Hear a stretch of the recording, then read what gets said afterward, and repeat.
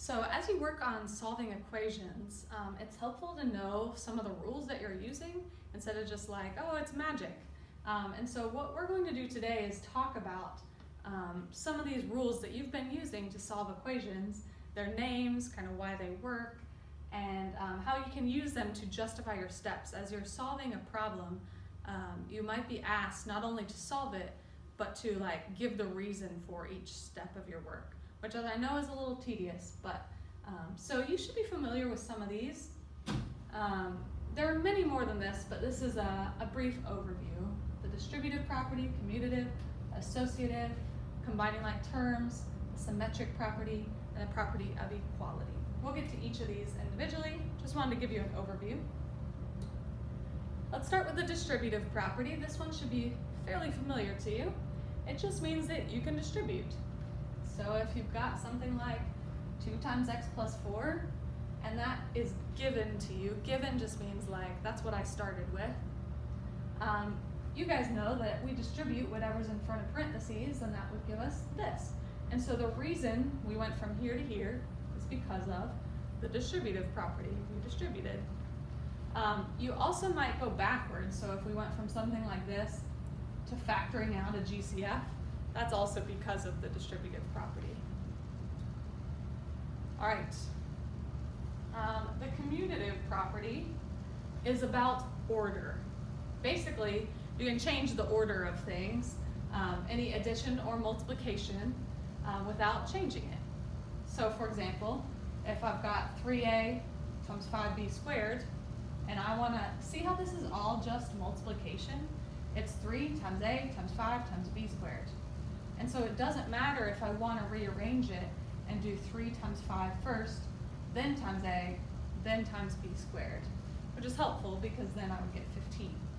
So the reason for that one is the commutative property. This works with multiplying. Like for example, in your calculator, try doing, well, you don't need a calculator. If you do 2 times 3 times 4 versus 2 times 4 times 3, the order doesn't matter. 2 times 3 is 6, times 4 is 24.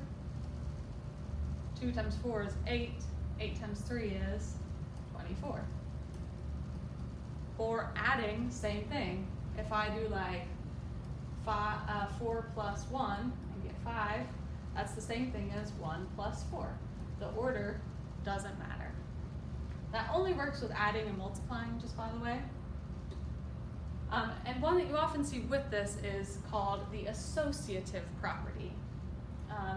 When you talk about who you associate with, it's like who you're grouped with, who your group is. And so associative property is about groupings and parentheses.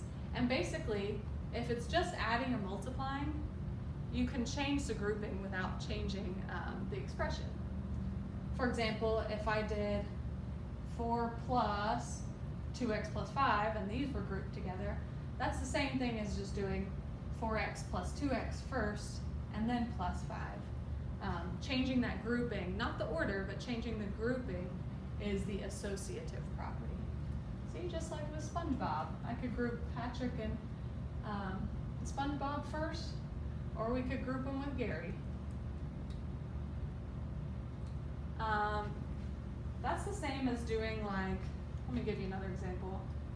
2 times 3 times 4, or 2 times 3 times 4. If I do this first, I get 6 times 4 is 24. Or if I do this first, that's 12 times 2, which is 24.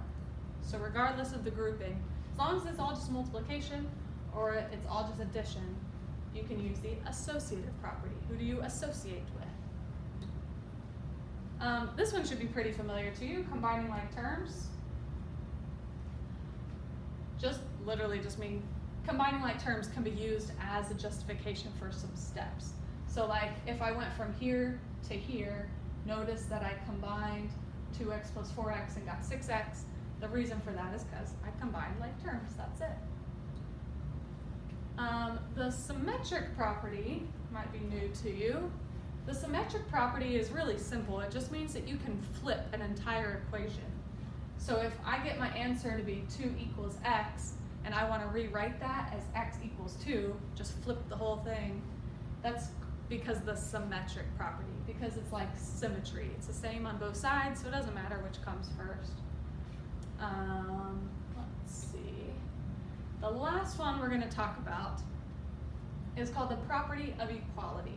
And this is what you always use to solve equations. It's whatever you do to one side of the equation, you must do to the other side. Remember, you got to keep it balanced. This works with addition, it works with subtraction, multiplication, and division. So, for example, how did I get from here to here? It looks like we must have added 6 to both sides. Add 6, add 6. And so what happened is we added 6 to both sides of the equation to keep it balanced. And so this is the property of equality, and specifically it's the addition property of equality because I was adding 6 to both sides. Let's see if I have another example of this. Let's say I have 3x equals 6 and I want to solve this. So I would divide both sides by 3. That would be the division property of equality because I'm dividing, and it's the property of equality because you're keeping both sides equal. All right, so let's put all this together and work through an entire problem justifying our steps each step of the way. The very first justification is always just given. Like, I was given this problem. That's where I start. All right, from here, we got to figure out what they did, because sometimes they might work it out different than you did. So let's see what happened. This side of the equation stayed the same. This side became 9x. So how'd they get 9x?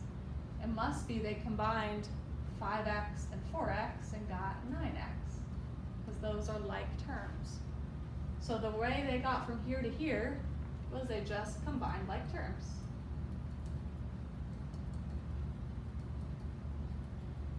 So that's our justification for that step. Then from here to here, what happened? It looks like what's new here is that we're subtracting 2x and subtracting 2x. This is new. And the reason they're probably doing that is to get rid of the 2x on this side to move it over there. But if they're subtracting something from both sides of the equation, that is the property of equality. Specifically, since they're subtracting, it's the subtraction property of equality.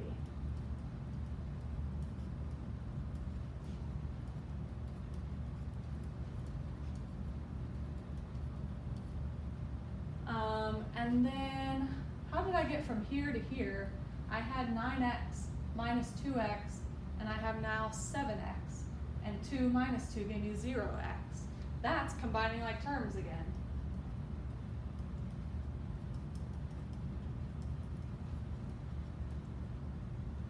Next, we added 2 to both sides, probably to get rid of this minus 2.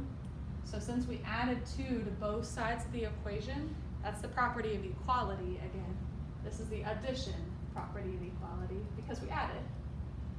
Addition property of equality. Next, we got 12 plus 2 equaled 14, and negative 2 plus 2 went away. That's combining like terms because you're combining these two.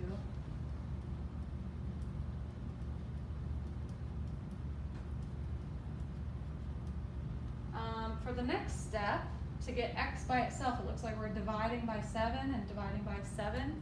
Again, that's the property of equality because you're doing it on both sides of the equation. And since we're dividing, we'll call it the division property of equality.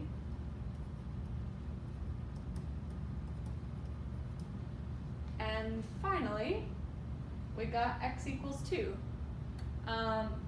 This one's a little weird, but basically we just did 14 divided by 7 and got 2.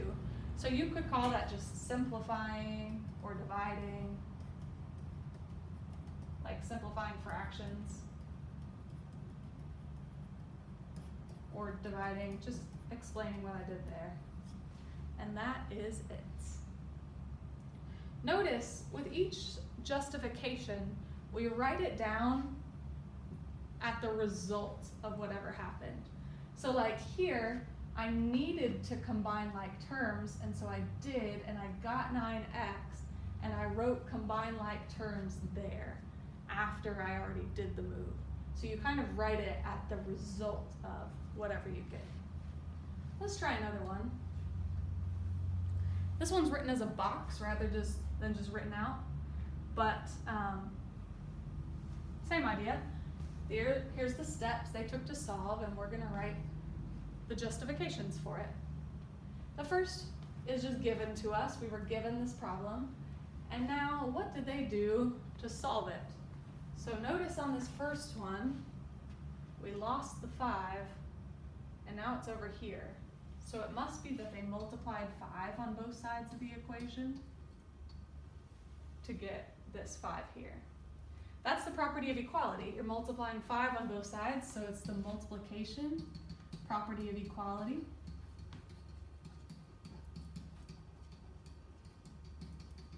Next, to get from here to here, this side didn't change.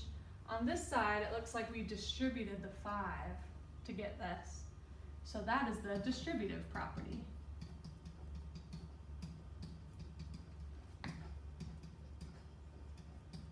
Because we distributed. Next, somehow these numbers changed to a 16. If I was thinking about how I might solve it, I might add 20 to both sides. And so that's how they got this 16 here. That is the addition property of equality.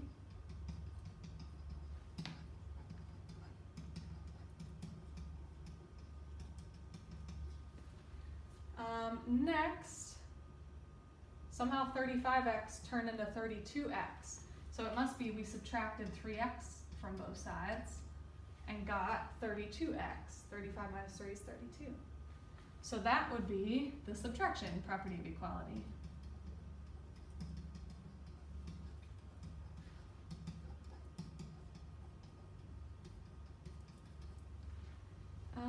Next, I divided the 16 by the 32, so we're just trying to get x by itself. That is the division property of equality, and I think we just did every single one of the properties of equality.